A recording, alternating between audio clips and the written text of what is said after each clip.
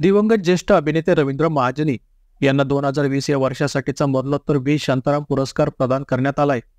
मुख्यमंत्री एकनाथ शिंदे आणि उपमुख्यमंत्री देवेंद्र फडणवीस यांच्या हस्ते हा पुरस्कार प्रदान करण्यात आला। अभिनेते रवींद्र महाजनी यांचा मुलगा अभिनेता गश्मीर महाजनी यांनी यावेळी वडील रवींद्र महाजनी यांचा हा पुरस्कार स्वीकारला।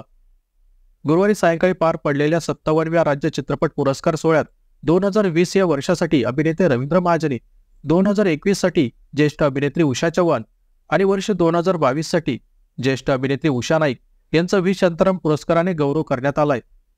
तर ज्येष्ठ अभिनेते अशोक सराफ यांना 2023 साठीचा महाराष्ट्र भूषण पुरस्कार प्रदान करण्यात आला। यासोबतच 2022 या वर्षासाठी व्ही शांताराम विशेष योगदान पुरस्कार हा प्रसिद्ध चित्रपट अभिनेते दिग्दर्शक नागराज मंजुळे यांना प्रदान करण्यात आलाय। अभिनेते रवींद्र महाजनी यांनी मराठी, हिंदी आणि गुजराती चित्रपटांमध्ये अभिनय केलाय। 1975 मध्ये व्ही शांताराम दिग्दर्शित झुंज या मराठी चित्रपटाद्वारे त्यांनी चित्रपटसृष्टीत पदार्पण केलं। त्यांनी मुख्य भूमिका साकारलेले लक्ष्मी, दुनिया करी सलाम, गोंधळात गोंधळ, मुंबईचा फौजदार हे काही चित्रपट त्यावेळी खूप गाजले। पुढे रवींद्र महाजनी यांनी दिग्दर्शक आणि निर्माता म्हणूनही काम केलं। त्यांनी 1997 साली प्रदर्शित झालेल्या सत्तेसाठी काही या चित्रपटासाठी दिग्दर्शक आणि निर्माता म्हणून काम केलं होतं, पण हा त्यांचा चित्रपट फारसा चालला नाही। काही काळापासून रवींद्र महाजनी हे त्यांच्या परिवारापासून दूर एकटेच एका खेडेगावात भाड्याच्या घरात राहत होते आणि येथेच त्यांचं निधन झालं। त्यांचा मृत्यू होऊन 2 दिवस होऊन गेले तरी कोणालाही याबद्दल माहिती नव्हती।